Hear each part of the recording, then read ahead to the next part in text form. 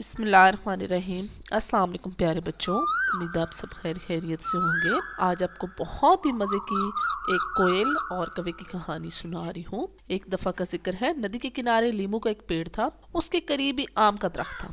लीमू के पेड़ पे कौवे का घोंसला था, जबकि आम के दरख्त पर कोयल ने घोंसला बना रखा था। लीमू के पेड़ की शाख पर बैठकर कौवा काएं काएं करता, जबकि आम की डाली पर बैठकर कोयल कूकू करते हुए गाती। दिलचस्प बात यह थी कि दोनों परिंदों का रंग काला ही था।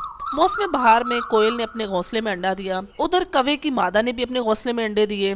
कौवा दिन भर बाहर दाने की तलाश में इधर उधर उड़ता फिरता, जबकि कौवी जो थी घोंसले में बैठी अंडों की रखवाली करती। कोयल को ये आसानी मुयस्सर नहीं थी। वो अपने घर में अकेली ही रहती थी। उसे खाने की तलाश में बाहर भी जाना पड़ता। इस सूरत में वो अंडे की हिफाजत नहीं कर सकती थी। इसलिए उसे एक तरकीब सूझी कि क्यों ना अपना अंडा कौवे के घोंसले में रख दिया जाए। कौवे की बीवी तो दिन भर घोंसले में ही बैठी रहती है, वो अपने अंडों के साथ मेरे अंडे की भी हिफाजत करेगी। एक दोपहर जब कौवी अपने घोंसले में सो रही थी, कोयल ने चुपके से अपना अंडा उसके घोंसले में रख दिया। कौवे की बीवी बेचारी सीधी सादी थी, हालांकि कौवा जो है अपनी चालाकी की वजह से बहुत मशहूर था। घोंसले में एक अंडा ज्यादा हो गया तो भी उसे पता न चला।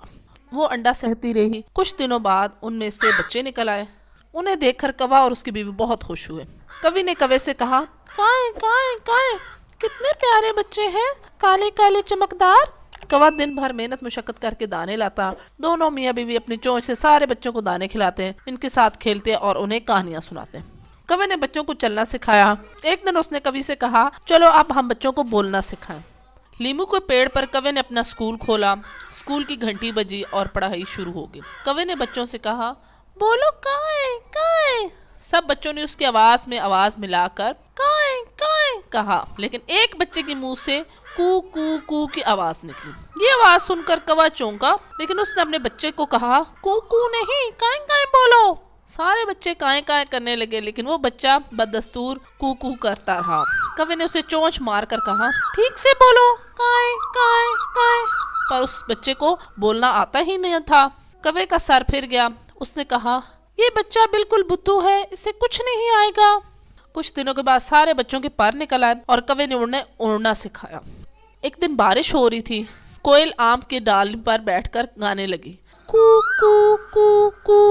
उसके साथ ही कौवे के घोंसले से एक बच्चा उड़ा और कू कू कू चलाते हुए कोयल के घोंसले की तरफ चला गया। कौवे ने यह माजरा देखकर कौवी से कहा, अरे अरे, ये तो कोयल का बच्चा है। अपनी माँ की आवाज सुनकर ये इसके घोंसले में गया है।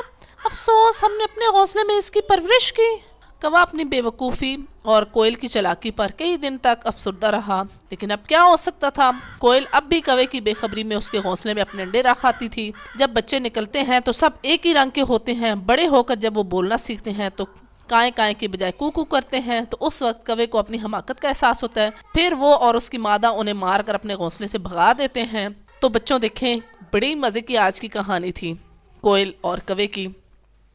उम्मीद है प्यारे बच्चों आज की कहानी आपको अच्छी लगी होगी। अगर आपको मेरी कहानियाँ अच्छी लगती हैं तो जल्दी से मेरे चैनल को सब्सक्राइब कर लें, साथ साथ लाइक और शेयर ज़रूर करें।